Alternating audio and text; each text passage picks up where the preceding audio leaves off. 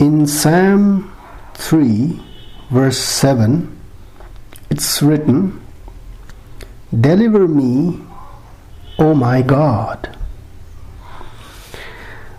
After reading Psalm 3, verse 7, the first question that comes in our mind is, from what God will deliver us? What are the things from which God is supposed to deliver us? From what will God rescue us? Today, you may have a very well protected and safe life. You may be safe and sound. But if we have to properly understand the concept of protection and deliverance, then we will have to get out of our house and enter the forest.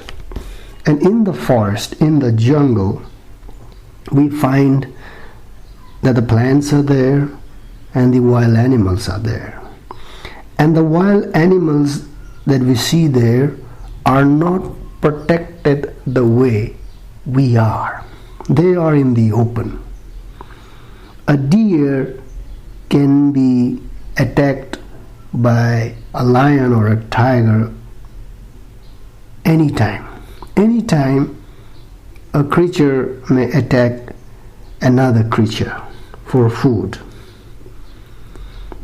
There was a time when humans used to live in the forest, in the openness of the forest without proper protection.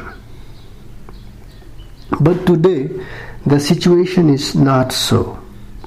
We are well protected in our house and in our society.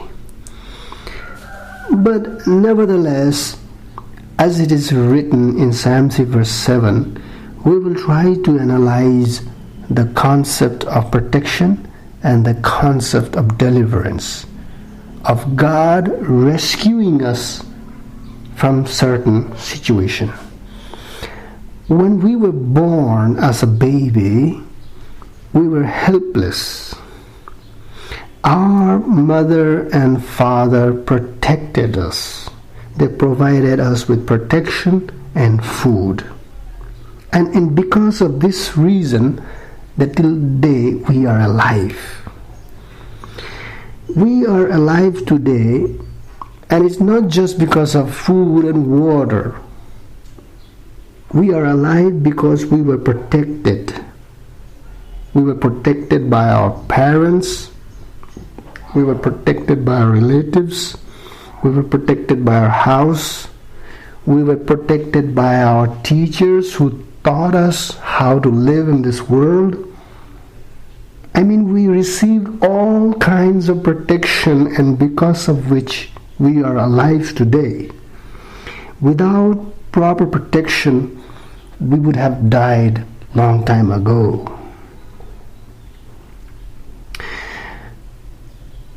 No matter how big a man is, he still needs a protection.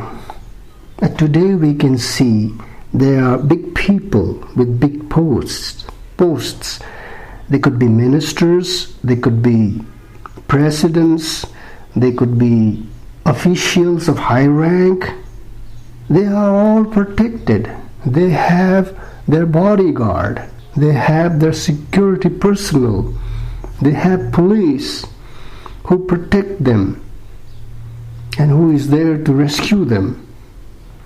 So, the more we become powerful, the more we become prosperous, the more we need protection. Protection is an essential part of human life, without which we won't be able to survive.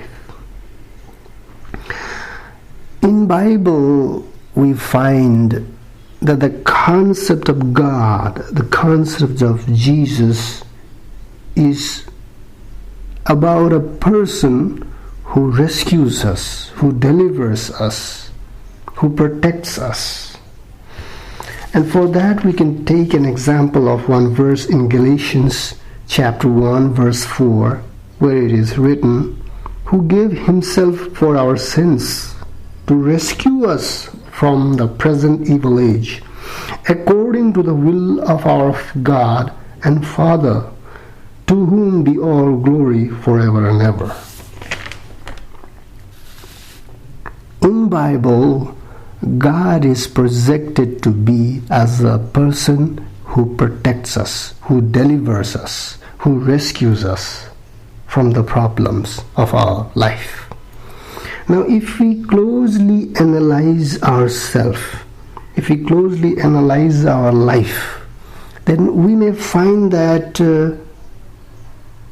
we are trapped under certain situation and circumstances, that you may find yourself to be in a prison and you are a prisoner. Now, this prison may not be physical, but it may have some different form. Your own house can be your prison. Your marriage can be your prison. Your husband, your wife can be your prison. Your children may be your prison. Alcohol may be your prison. Your workplace may be prison. Where you live may be your prison. And the only thing that you want to do is to escape from it. When you find yourself in trapped position, trapped in a prison, then you become desperate. And in the desperation, you may do anything. In the desperation to get out of the prison, you can do anything. You may kill people, you may break the law, you may try to break the prison, and do all sorts of things that you are not supposed to do normally. Now that can be harmful. And in the desperation to get out of one problem, you find that you have landed up in another problem. That you are more trapped. That the present position is worse than previous one. Just like coming from firebrand, from the frying pan to the fire. The position gets worse. King David knew about this situation, and that's why he prayed to God for deliverance. Deliver me, O my God. David wanted God to rescue him from his problem. He was dependent on God. He depended on God. He wanted God to rescue him. He knew that no man can rescue him. No money can rescue him. Even if they do, the act of rescue, the act of deliverance is incomplete. Proper and full rescue comes from God only. Now, if it is God who will rescue us, then should we sit idle and do nothing? That's not the case. If you are in a trapped situation, if you think that you are a prisoner of a prison, then you must try to get out of it. It is not proper to remain in the prison knowingly. If we can rescue ourselves, then we must get out. But there are problems and situations in our life which is beyond our ways and means. Things that we cannot control. Situations that we cannot handle. The things may be so big, so large, that for you it may not be possible to get out. In that situation, we can only be dependent on God, just like King David did. And he prayed to God,